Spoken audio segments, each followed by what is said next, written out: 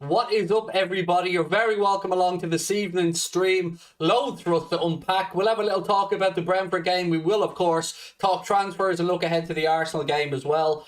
I hope you're all well. Hope you're all having a good day. I think it's fair to say it's been a bit of a mental day in the world of fan content, but I'm sure we'll unpack that at some point as well. We'll talk about Christopher Nkunku, which is, of course, in the title of the stream, and lots of other stuff as well. Let me just start off by saying a massive thank you to the sponsors of today's stream, Spitch. Spitch is a new fantasy football manager game that allows you to prove your football knowledge and compete against managers to win your share of a prize pool of up to £70,000. Spitch offers games from multiple leagues like the Premier League, the Bundesliga and the Champions League. You can create a new lineup every match day, and you can also play any weeks that you want, meaning if you want to just not like a normal FPL where you've got to be right on top of it every week. You can pick the game up, go away for a couple of weeks, come back, and still have a great chance to get your share of that prize pool. There are paid pitches to play on, but there are also pitches you can play on entirely free. Once the match day kicks off, you'll score points based on things like goals, assists, tackles, shots, all the usual stuff that you're used to in your fantasy manager games. There's tons of statistical analysis available as well, with information on individual players on the app when you pick your team. You can also look at previews and stuff like that ahead of the week's games. One thing is, you must be 18 years of over and a resident of the UK to download the app. You can do so with the link in the description below. Thank you guys for your time, and thank you to Spitch, again, for getting behind the channel. Right, how are we, ladies and gentlemen? Loads for us to get through today. Yeah, look, where do we want to start? We start with a little brief review of the game yesterday. I know a lot of people in the chat. I can already see people talking about DT in the chat, which, look, I don't know where to go with it. I honestly, hand on heart, I don't know what to say, what not to say for the best. I think what I can do is read something that has already been published, and I go from there. So look, let me read this out to you. We got to get it out of the way. I'm not someone that's willing to just not say anything. I'm not somebody that's willing to just turn a blind eye to this. So let me address it. You guys can ask any questions, and we'll have a conversation about it. But look, ultimately, we've got to be respectful to the due process. We've got to be respectful to the victim, and we've got to be respectful to the entire thing. So here's what we know. Here's what's been published, and we can go from there. A man who stalked, assaulted, and kidnapped a woman has had his sentence tripled following a referral to the Court of Appeal by the Solicitor General Alex Chalk, QCMP. Liam Goodenough, who is known as Mr. DT to you and I, 42 years of age, stalked his former partner as she went on a date, jealously sending the victim's brother messages threatening suicide and demanding to know the location of the victim. Using a tracking feature on her phone, Goodenough drove to the hotel the victim was staying at, verbally abused her, as well as assaulting her companion. He then proceeded to photograph her in a state of undress. Goodenough dragged the victim out of the hotel room to his car, suggested he had a knife, that her son was in the vehicle, However, when she realised that her son was not in the car, she tried to escape. A bystander intervened and the victim was able to get out of the car while Goodenough escaped. Goodenough was convicted of stalking involving serious alarm or distress and kidnapping on the 5th of November 2021 at Aylesbury Crown Court. Goodenough was sentenced to 12 months imprisonment. He was also handed a restraining order for a period of 10 years.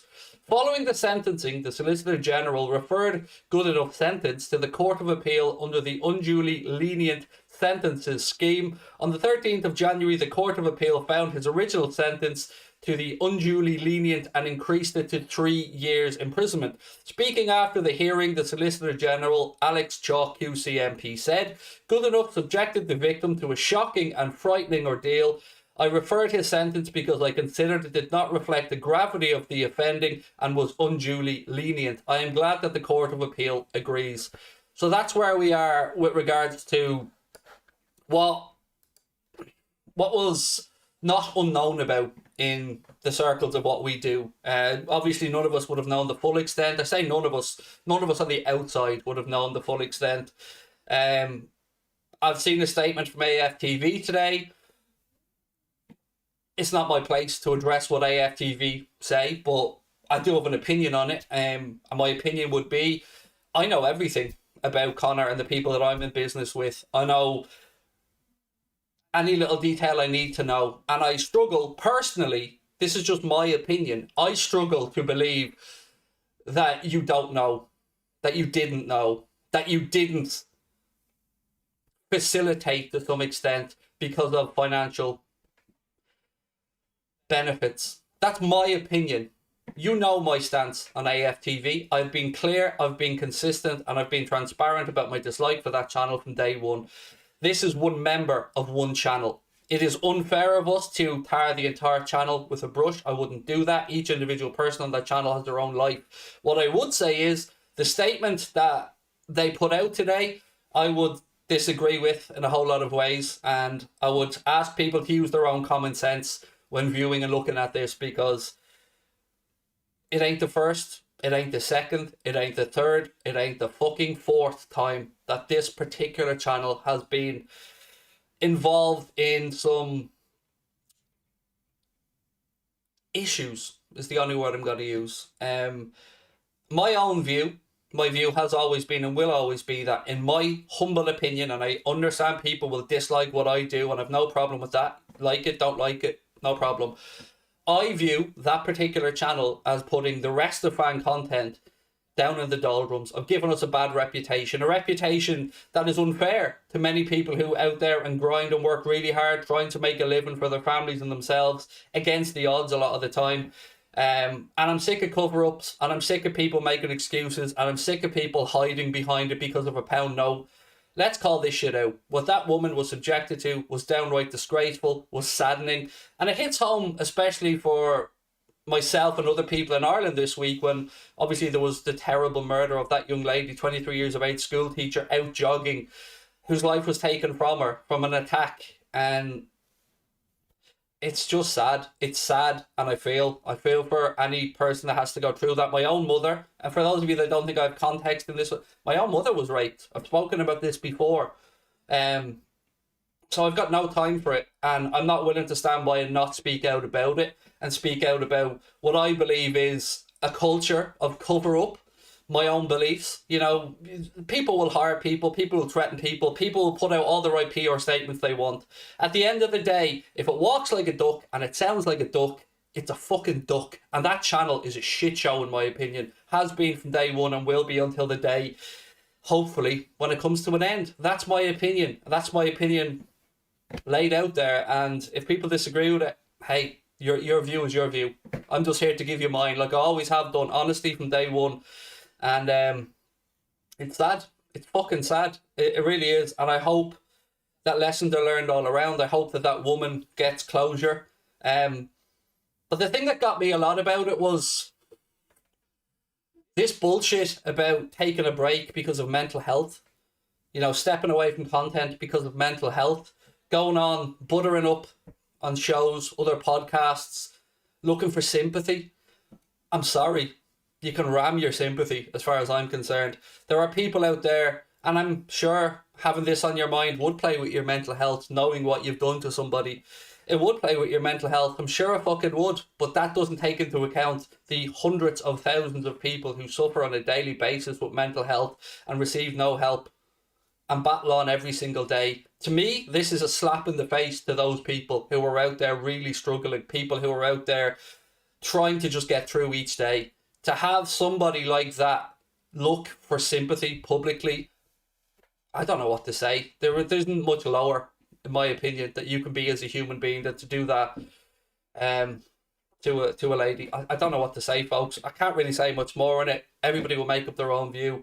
But I my opinion is, and it is just that, my opinion, I refuse to believe that they didn't know, that Robbie didn't know, that AFTV didn't know. I refuse to believe it. He can take what he wants. He can put out as many glossy PR statements as he wants. If other people in the industry knew about it, and it was not an open secret, but that there was something going on there, I find it very difficult to believe that those that worked closely with him for many years, travelled with him home and away, travelled with him to other countries, didn't know anything about it. I'm sorry, it's bullshit, and it needs to be stamped out. That's all I can say on it, really. I'll leave it up to everybody else to make up their own views, and we'll get stuck into we'll get stuck into what we're here to do, which is talk about Liverpool Football Club and the thing that brings us all together. So look, again, shout out to you guys for tuning in, but we'll park this up and we'll get to it later on. We'll have a show tonight as well at 8:45, by the way. Myself, Paddy Murphy and Steve Bland will be here with this week's Cop the Week show. And tomorrow, I'm hoping to be joined with the guys from LFC Transfer Room as well for a massive roundup of all the transfer news that's doing the rounds. Jamie said, I'm proud of you and everything you do and the way you do it. Look, I'm not perfect. I say and do stupid shit. We all do. But there are levels to this, and to see people get away with this shit and have their pockets lined with their bad behaviour for many years, and see others in the industry suppressed while these people flex their considerable influence in the industry to try and suppress others as well. I'm sorry, but somebody's got to grow up here and speak up. And if there's one thing you know about me is I don't not speak. I don't not share my views. So, look, all I'm saying is I've been consistent from day one in my dislike of a particular channel. I've publicly spoken about it. I just hope others now can start to piece together that there are some bad apples in this industry and there are some people who are doing it the right way. And I'm not trying to say I'm doing it the right way. I'm just trying to say I'll use examples of people that I know have done it the right way and people that have suffered at the hands of people who have done nothing compared to some of the shit that's come out from that neck of the woods. But look, park it up, Craig, park it up. Right, let's get into talk about Christopher Nkunku, which is the main story on the stream today. So Fakahes, who, you know, we would like to say, along with maybe our friends at LFC Transfer Room, wouldn't have been the most reliable of outlets when it comes to transfer news. But that doesn't mean that Christopher Nkunku isn't perhaps of interest to Liverpool, or certainly that Christopher Nkunku isn't the right calibre or the right fit for Liverpool Football Club. You know, he is somebody who can be utilised across the front three. He's somebody who, you know, in the Leipzig system, the way that they play football, we can see obviously that Jurgen Klopp likes the way the football education is being given to the players in the Leipzig clubs, the pressing and stuff like that. So there's a lot to understand why we will be linked to Christopher Nkunku. And if I'm getting the numbers right, I think LFC Transfer Room suggested that maybe 50 million euro, something like that, would be a number for any interested parties that could get Christopher Nkunku out of Leipzig. You know, I think there are better options personally, wouldn't be at the top of my list, but I would say wholeheartedly he's one of those players that you can see why we'd be linked to. You know, there are attributes to his game to see, okay, yeah, I can see how he could work in a Jurgen Klopp system. So for me, again, you're still looking at the Bowens, the Rafinhas for me, Jeremy Doku, another one, Danjuma. These are players that we know Liverpool are looking at or monitoring. But look, monitoring is no use to any of us, is it? Right now, you know, we're in a position where we're lacking in creativity in certain parts of the pitch. But that being said, so happy with the lads yesterday to come out in a difficult tie against Brentford and to get the results. Delighted for Alex Oxlade-Chamberlain for his diving header. What a ball it was from Andy Robertson. Delighted for Taki to get a goal on his birthday. And obviously delighted for Fabinho to open the scoring. So some good, some bad, some frustration. But right now, I still feel the same way I felt last summer at the start of this window, that we need to bring in a couple of signings. The manager needs to be given the tools to do his job.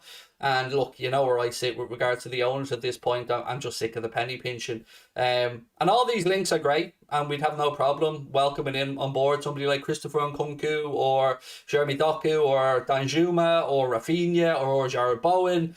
But until we see somebody showing up, doing the now Kirby lean, I suppose, and signing paperwork, it ain't worth the shit. But what I would say is, interestingly today, and I'm sure you guys, if you're on Twitter, probably seen this, there was a little something from Rami Abbas, who of course, as we know, is part of Mohamed Salah's team, and he tagged Fabrizio Romano in. I don't know if that means anything. I don't know if I'm reading into this and I'm trying to put two and two together. I don't know if it's Rami Abbas maybe trying to up the pressure a little bit on Liverpool, or I don't know if it's that a contract deal is close. I've no idea. We've seen so many people say that they believe that Liverpool and Salah have reached an agreement. I'm not aware of any agreement being reached. I hope, like everybody else, that an agreement can be reached because, let's be honest, we all love Mo. Nobody wants him to leave. He's a Liverpool great and will go on hopefully to become an even bigger Liverpool legend. So we wait and see what happens on that one. But on the Nkunku one, look, I'm going to ask you what you guys feel. Super chat disabled, is it? I don't know. You'll have to ask Connor about that one. I've no idea if he's disabled super chats or not, mate. Haven't got a clue. But look, what I would say is, don't forget to drop a like on the video. Don't forget to hit that subscribe button and keep your comments coming in. Nkunku is so good, said Jesse. Craig, what do you make on a short-term deal to the end of the season for Eriksen? It's such a tough one, that, isn't it? Not knowing. Well, look, I would imagine if Christian Eriksen has been given the all clear to play football again, health-wise, you know, he should be okay. And it's brilliant to hear that Christian Eriksen could be back playing football in the Premier League, and apparently there has been interest from a few Premier League clubs in bringing back Christian Eriksen to the Premier League. I haven't really, David, thought about much from the Liverpool side of it around Christian Eriksen, if I'm being honest with you. And I don't like short-term thinking, so bringing in Christian Eriksen or anybody on a short-term deal for 6 months wouldn't be something that... It would feel like a sticking plaster to an issue that I think needs a bigger resolution. So, great to hear Christian Eriksen going to be back playing football. Absolutely over the moon with that one. But don't think... I think we need to go out there and sign players for the next 3, 4, 5 years. So I don't like the likes of these links to Frank Kessie and other players, and it's not because I don't think Frank Kessie's a good footballer. I'm just sick of the penny pinching. I'm just sick of the links to cheap players and to players that can be on a free. And while look, you can get good players on a free contract, I'm well aware of that. It's no coincidence to me that these cheap links keep coming up. We need to go and start acting like a big club. We need to go and start going out there and giving Klopp the tools to try and compete as best we can with the likes of Manchester City and Chelsea, even Manchester United from a financial perspective. Craig, would you still be FSG out if we sign Mo? 100%. Look, I told you guys at the time, I went fairly quiet on it, I'll admit. But there was no comeback for me after the Super League fiasco. That was it. That and the bullshit apology. That was the end of it, as far as I was concerned. There was no coming back from the owners for me. I will always acknowledge the good that FSG have done and the few things that they've done correctly.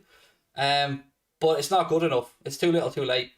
Jen, thank you for the super chat. Said, Craig, thank you for the great content. For the small few who don't have Twitter, can you tell me who Mo agent said, or what Mo's agent said? Let me just grab it for you, Jen. 1 second, mate.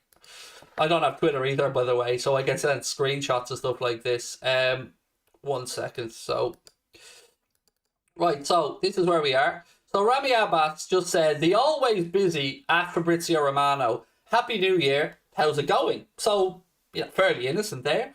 Fabrizio Romano replied, always ready. How are you, my friend? That's it. That's where we are. Somebody else posted underneath, say Salah announcement soon. But again, it's a bit cryptic, isn't it? So we don't really know, Jen, what the story is there, or why Rami Abbas is atting Fabrizio Romano. Is it to put pressure on Liverpool? Is it to try and stir the pot to show there's interest elsewhere? Or is it because the deal is maybe inching closer? I don't know. I hope it's the last one, obviously. I hope that it's a deal getting closer, but I don't know is the honest answer. So, Nathman said, Tuchel, Nkunku, Diaz, and maybe Jude would be perfect.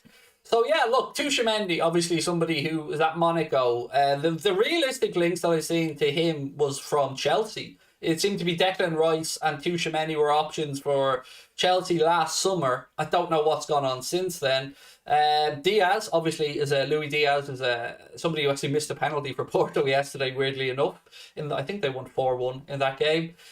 Colombian international, somebody who, of course, we've played against a couple of times this season when we played Porto. And I'm still on the fence about Diaz, if I'm being honest with you, with regards to is he good enough or not. I genuinely haven't seen enough of him to know.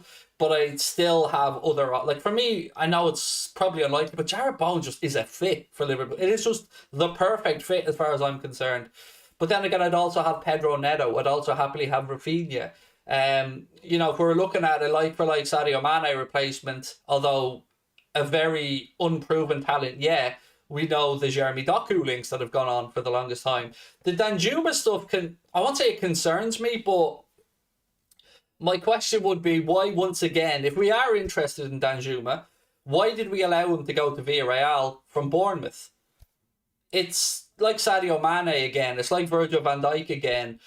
And there comes a point where we have to stop allowing these players to go to those next step clubs and stop trying to lowball them or just get them in the first place and stop allowing that step to be made. So look, we know for a fact that Liverpool, Brendan Rodgers, I think it was made aware of Virgil van Dijk and how well he was doing by Gary McAllister, I think, when he was up at Celtic. Southampton went on and signed him for, I think, 12 million, if my memory's right, and fast forward where Liverpool then end up going to pay £75 million for Virgil van Dijk. So yeah, sometimes we need to, I think, maybe pull the trigger on these deals a little bit earlier. But I also understand as well that often that last step is the hardest one to make. So maybe the club are willing to pay that little bit extra. I can't believe I'm actually saying maybe we're willing to pay that little bit extra, but to see them prove themselves a bit more. Thank you, Michael. Appreciate your kind words, mate. What else we got? Mane is destined for United. I don't know if he is or isn't, to be honest with you, mate. But you know, I've heard you United fans signed about 5 midfielders over the past 12 months, but yeah, they haven't shown up. So we'll wait and see. Craig, do I have a favourite NFL team? Yes, I do. The Packers. And Nkunku, such a complete player, said Jesse. Thoughts on Allegri as a possible replacement for Klopp? No, I don't want to sit through Allegri's type of football, mate. Not for me. Not after seeing Klopp. I would pass on that one. We spend too little, and I don't know if I want Jude Bellingham because we don't have a play style. I'd rather want the creative player. Jude Bellingham could create, mate, in fairness. Craig, I would like to know what you think about the cop shouting shoot literally every time. That they'd like them to take more shots, maybe? Because, let's be honest, there have been some games where we have dictated the possession, dictated the territory, but, you know, aren't having a crack enough. So, look, statistically, shooting from outside the box and stuff, the odds of scoring are relatively low compared to other ways, but I think they just want us to be a bit more proactive, maybe, and put keepers under a bit more pressure. Would I take Kessie or Zakaria on a free? I would. No to Frank Kessie. I think he's too inconsistent. Certainly can be a very, very good player on his day. And the honest answer of Dennis Zakaria is I haven't seen enough of Zakaria. I haven't watched enough of Mönchengladbach to really give a valid opinion on him. But what I would say is if Jurgen Klopp and our team like the look of him, and you could get him for 7 million now in January, or potentially, obviously, then on a free at the end of the season, get him. I mean, if it's 7 million quid and Klopp wanted him, just get him. I don't understand what the delay would be. Super chat, I asked about Zakaria. Yep, no problem, mate. Sorry for missing that one. Rem. On Zakaria, probably best, mate, to wait till tomorrow because we're going to have the lads from LFC Transfer Room on again who will be far more up to date on the latest and stuff like this. So I promise you I'll bring it up tomorrow. And thank you for the super chat, mate. You're very kind.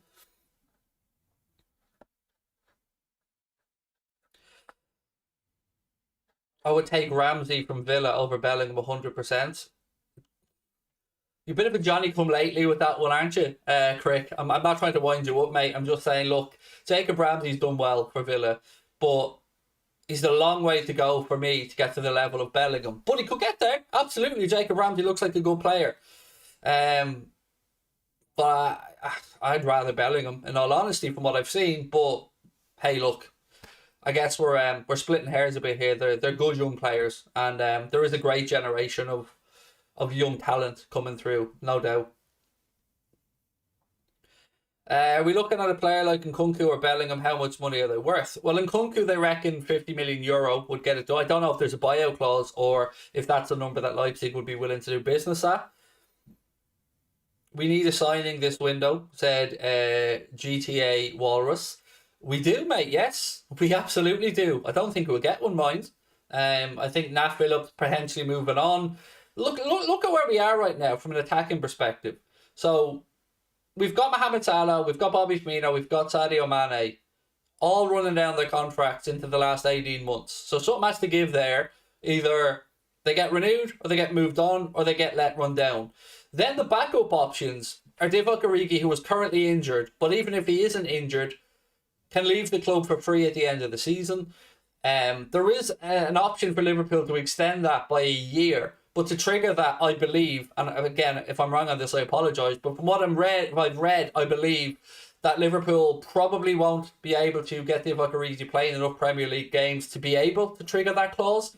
So then if that's the case, Divock Origi could potentially sign for a club outside of England on a pre-contract in January and head off. So that's maybe Origi gone unless we tie him down to another deal, which I don't know. I don't think it's the right idea. And then we've got Minamino, who obviously will split Liverpool fans to some extent, but he's been here 2 years and I haven't seen enough progression for me to realistically say that I'm comfortable having him come in as a backup. That's a tricky one though, because he also hasn't really had a run of games under Jurgen Klopp, but I can only assume that that's for a reason. Whether it's Klopp wasn't happy with what he sees in the training ground, or doesn't think he's up to speed, or doesn't think that he's just the right calibre, I don't know. So then we move on to the youngsters. Musialowski as an example, Cade Gordon, Harvey Elliott. Good talents coming through. Hopefully they make it. Elliott will make it. Gordon will most likely make it. And Musialowski, fingers crossed, we'll wait and see. But there's no real fallback option there. We've got Diogo Jota outside of the front three. That's it. And that's undoable. And you can't do that for an entire season. Hope that these guys, one, don't get injured, and two, we aren't giving them enough rest at times because we just don't have options to rotate them. So I think no matter what happens with Origi and Minamino, we still need to bring in a forward or two. We just do, in my opinion. And Nico Williams, well, it's looking like Nico wants to try and secure a move away to get some first team football, of course, first and foremost, and to make sure that he's up to speed for Wales for the World Cup qualifiers or the World Cup should they make it to Dubai. And I can understand that. Again, I've no issues with any player who wants to move on to play football. Their careers are short. It's understandable. So I think maybe Origi, Minamino, Nico Williams, Nat Phillips, them four probably should move, I think. Phillips and Nico because it looks like they want the moves, and the other two because I don't think they're good enough. I just don't. I mean, Origi, this is the time we're supposed to be relying on Divock. This is the time where he's supposed to step up. The whole season has been building to this month where our backups step up, and we're in a situation now where Thiago is injured with a bit of a mysterious hip injury that we don't really have much information on. Origi is out. What use is it? And I look, this is frustrating because it's like banging our heads against the wall. You're in this vicious circle of talking about, is Keita good enough? Is Thiago good enough? Is Oxlade-Chamberlain good enough? You can make arguments for yes on all three. You can make arguments that they're not available enough. And then you've, of course, got the emotional attachment to it. And the will for us wanting these guys to succeed. So I absolutely understand why everybody wants Thiago to succeed and that he's a Rolls Royce and that he can do things that other players can't do. And I understand that Naby Keita, who, can get an attack in the final third, can go past a man, can exploit spaces, can cause disruption. And Alex Oxlade-Chamberlain as well. But I just don't think there's enough consistency from the three of them for us to be able to carry the three of them in the squad. So I would like to see one or two of those guys potentially moved on. I think Alex Oxlade-Chamberlain has 18 months left on his current Liverpool deal. Obviously, Thiago has a long time left on his. But Naby Keita, his deal's winding down as well. I can't remember off the top of my head. I think Naby Keita has 18 months to go. I'm sure that it's himself, Mane, Salah, Firmino, and Chamberlain, if my memory is correct, are inside the last 18 months now of their contracts. So with all the goodwill in the world, something has to give there. Either the club are going to be in a position where they renew 3, 4, 5 of those guys' contracts and we hear that there's no money for transfers again, or the club look to find ways to either allow these guys to move on for a fee or we see them run down their contract and leave on a free. Either way, we still need more bodies because we're only playing catch up now. Lovren was only replaced by Ibrahim Kanade last summer. We haven't replaced Gini Wijnaldum at all. You know, we hope that maybe Harvey Elliott was going to get a good chunk of Gini's minutes, and unfortunately for Harvey, he picked up that really tough ankle dislocation, and we hope to see Harvey Elliott back soon.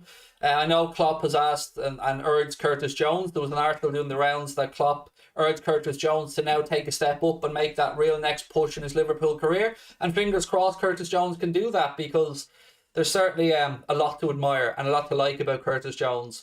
You know, the argument is he better in the left side of midfield or maybe, you know, further forward on the left? Look, that's not for me to say, but I do rate Curtis Jones as a footballer, of course. Can you fuck off spamming the chat, Emmanuel, about Harvey Elliott? I mean, that's one surefire way to get booted out, mate. It's just spamming Elliott shit all over the place.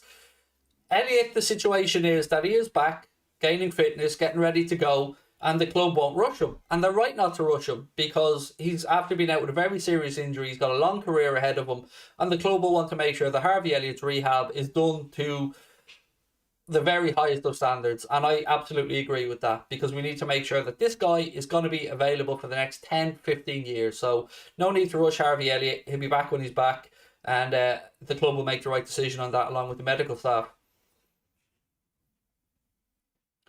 Joe Bullen said Milner's end soon, right? Should be a wrap. Love him, but his wage is almost Salah's. Done deal wage wise. No, yes, I believe his contract, Joe, is up at the end of the season. If my memory is right, I think Milner's on about 160 grand a week, maybe 140, something like that. Again, I could be a little bit off on that one, but just working off memory, I think that's the figure I'd seen thrown around.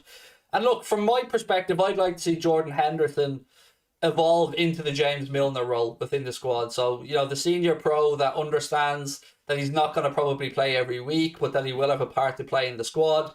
But yeah, I think maybe the days of Jordan Henderson being a guaranteed first team starter could be coming to an end. I thought that he played okay against Brentford. I'd seen some stuff from people that, you know, were giving him a 9 out of 10. I don't know what game they were watching to give him a 9 out of 10. But he certainly had a decent game, and I'm one of Jordan Henderson's biggest fans. I love the man, love everything about the man, but I can see signs of age coming in, and so yeah, look, we've got some issues in the squad, but what we don't need to hear are excuses. We need action. We need the club to actually step up, and we're always told next summer, but then again, another season will go by, and this is what I think frustrates a lot of us. We're going to be sitting here, and it hurts us to question Klopp, or hurts us to question or critique the players, but it'll also hurt us if we look back on Klopp's time here and feel that it was a chance missed, because what we don't want right now is another season to go and peter away. You know, get to a quarterfinal of a Champions League, get knocked out, maybe don't make it past the second leg on Thursday against Arsenal, and then you're relying on the FA Cup, because retaining the Premier League title is going to be very difficult with Manchester City 11 points clear, albeit we have a game in hand which could pull it back to 8 points. Still a big ask for them to drop 8 points and for us to not drop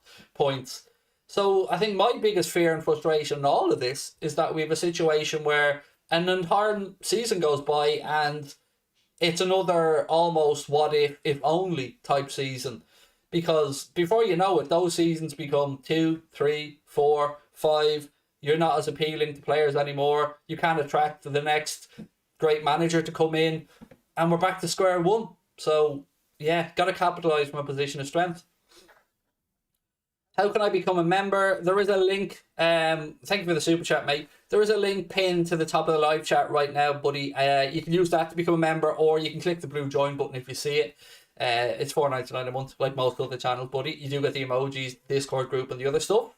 Just a reminder to everybody, this week for the Arsenal game on Thursday, second leg, we're going to be live on the Anfield Agenda Twitch. So if you haven't given us a follow on Twitch, please do go across, give Anfield Agenda a search on there, and you'll find us easy enough. There's a link in the description as well. So yeah, we're going to be doing the second leg against Arsenal on Twitch this Thursday. Live watch along as always, so I hope you'll be over there with us. Your support has been amazing, by the way, since we've gone across to Twitch. Really helps. Yeah, it's really helpful. I don't know what to say other than thank you. Right, what else we got? Do I think we will actually shine in the summer? I really want to believe, said Nathman. In the summer, yes. Like, for as bad as the owners are and as much as I am frustrated by them, even I, in my most negative moments, can't envision a situation where we don't act in the market next summer. I mean, it would be a next level of stupidity if we didn't. I mean, yes, I would say we will act next summer, but I will also say that I feel there will be some uncomfortable decisions that some of us won't agree with, but I'm not against that, because I feel like now is a time where the clubs need to start making some of these difficult decisions. So the Wijnaldum situation, I think that was fair to say that split the fan base. Some people thought it was the right time for Genie to move on. Other people were worried that we wouldn't get a replacement in that would address the minutes in the squad. And I think both sides have valid points to it. And I appreciate where people are coming from.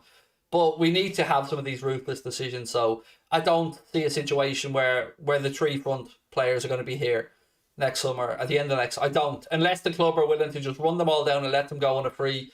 So I'm hoping, like you guys, that Salah's contract gets renewed. But what happens with Mane and Bobby Firmino, my own priority would be to move Mane on, because I think Bobby strikes me as maybe somebody who's understands that his role in the squad could evolve. He could play in a Houlden, or not in a Houlden midfield role, in an attacking midfield role in the hole behind the front three, or he can be utilised across the front three. Whereas Sadio, I feel like, as good as Sadio is, and as explosive as he is, you can replicate what Sadio does. I feel like there are other forwards who, given time and coaching and development, could do what Sadio does, whereas I think what Bobby offers might be a little bit different. It's just my opinion on it. I know others will view it differently. That's absolutely sound. We need to sell all the dead wood. See, I don't like using the phrase dead wood, mate. I know you probably don't mean any malness with it, or maliciousness, I should say. But for me, I don't disagree with you. I mean, the names you're looking at there: Keita, Oxlade-Chamberlain, Adrian, Milner, Minamino, Origi, Phillips.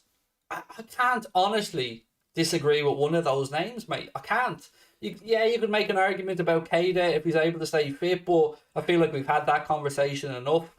And the rest of them, yeah. And look, even the names you've mentioned: Tielemans, Rafinha, Bellingham, Sarr, Nkunku, Ward-Prowse. I don't know about Max Aarons, in all honesty. Yeah, we'll have to wait and see what happens. But what I would say is, like I said all week, and again, I think it's time that we need to start speaking up about the lack of investment in the playing squad. We need to start speaking up about the owners not backing the manager. And I don't want it to be done in a way that divides the fan base, because the last thing we need as a fan base is any more division. We already have people that are angered and turn on each other over the availability of tickets, over the cost of stuff, over disagreement of opinions, of course. If there's one thing that I think should unite all of us, Liverpool fans, whether you're a match-going, local-born fan, or you're like me from Ireland, or you're from the States or Australia, wherever you're from, we all want the best for the club. We all want Jurgen Klopp to have the best tools at his disposal to do the best job he can, and we want the club to not go another 30 years without a league title, and we want the club to stay at the top table of football. So how we find a way to bridge this divide, and how we find a way to have this open communication without it turning into pettiness, I don't know. But all I can do is speak my mind, which is, I think the owners need to do better. But that doesn't mean they haven't done good things. See, we had to find middle ground here, but still be firm. And I'd like to see Jurgen Klopp speak out a little bit, but I understand that he's got a very difficult role. His employers are FSG. He has harmony of a squad to maintain, a group of players who put their trust in him and him in them, and he has to keep those relationships. I get it. And I understand it. And I understand it's a difficult situation for the manager. But I suppose what I would say is, you, I, and everybody else knows that if Jurgen Klopp was to put the pressure on a little bit, was to speak up a little bit, everybody be behind him. Every single one of us, to a man, woman, and child, would be behind Jurgen Klopp, because we know we're not going to get another manager like him for a very, very long time. So, I like to think that behind the scenes, maybe Kloppo is speaking a little bit differently to the owners, maybe ramping up the pressure a little bit. Yeah. Did you hear the DT news? Yes, we spoke about it at the start of the stream, mate. Don't want to keep going back over it because it'll be done to death on social media. But my opinions of it were that well, let me just read out a statement. I believe AFTV put a statement out, so let's read AFTV's statement and see what we think. So 1 second. Where is this thing? Right, so this was put out by AFTV, and it says, "This morning, we've been made aware of news regarding DT, who was a regular contributor on AFTV until July 2021. We are utterly appalled and disgusted by the actions and totally condemn domestic abuse or violence of any kind. DT had made us aware of personal issues in his life. However, we can unequivocally say that that the extent of the information made public by the government today is new to us. DT appeared on AFTV on the 1st of January when the severity of his legal case was unbeknownst to us. The recent developments come as a complete shock to all at AFTV. In light of this shocking news, DT will be offered absolutely no place on the channel again." Look, it is up to everybody to make up their own mind on whether they believe that statement from AFTV or not. I don't. My opinion, I don't. I've spoken to people close enough to the channel, behind the scenes, that I said that's a pile of shit. There you go. And I mean people fairly close to the channel. So my opinion is that that's PR bullshit. And Robbie gets put on a pedestal when, to me, I don't like the man. I don't like what he does. I don't like what he's done in the industry behind the scenes. I don't like the destabilising tactics that he's put out there. And I don't like that he keep getting away with mistake and fuck up after fuck up after fuck up and somehow come out the other side of it squeaky clean. You know what I'm talking about. You know the incidents I'm talking about. You will all have your own opinions on them. But I will ask you, you all have friends out there, close friends that you've maybe travelled with, worked with, grown up around the same area as. I'll ask yourself to read that statement and form your own opinions. But look at it with an open mind and think to yourself, what's the probability of them not knowing anything? What's the probability of that being kept so secret that they had no idea? Because to me, I find it very, very, very difficult to believe that Robbie and those at AFTV, not everybody, because, there'll be different levels of relationships there, but I find it very difficult to believe that people that work that closely with each other for that long didn't know about that. So to me, I'm calling bullshit on it. That's my opinion. I don't care if Robbie bites back. He can go fuck himself as far as I'm concerned. I don't like his channel. I don't like him. I don't like anything about AFTV, and I've been consistent on that from day one. So look, you can all make up your own mind. To me, AFTV are everything that's wrong with fan content. AFTV are everything that puts fan content in a bad light, and I'd like to see as little of them on any timeline that I have as humanly possible, because there are people out there trying to do things in the right way, trying to do things that actually support those around them and show the industry in a positive light and not hide behind copyright strikes and letters and threats and actions that destabilize other channels and actions that are shitty, for want of a better phrase. So that's my take on it. It is only that, my opinion. But you guys are free to make up your own mind, as always. But I won't do what others have done, which is say nothing. It's not my way. So yeah, to me, deplorable acts. And I find it very difficult to believe that those close to him didn't know. It's public record. Have a look. The court dates are there. Enough stuff going around social media. So yeah, my thoughts are with the lady in question and all those involved, because there's no place for that in this society, in this world. It's low behaviour. I don't know what to say. Right, look, I'm using some very strong words. Oh, I am, but I'm not a pussy. I speak my mind. I stand up for what I believe is right. So if you don't speak out, to me, you're part of the problem. So take my words, don't take my words, slate me, don't care. They are my words, they are my opinions, and I am entitled to them just like you are to yours. But look, I'm going to go, and I will talk to you guys at 8:45. Myself, Steve Bland, Paddy Murphy, Cop the Week, will be live tonight at 8:45. Hope to see you guys then. Again, shout out to our sponsors, Spitch. Thank you for your support. Thank you to you guys for your time. I hope that you're all well. Lots of love as always, and I will talk to you soon.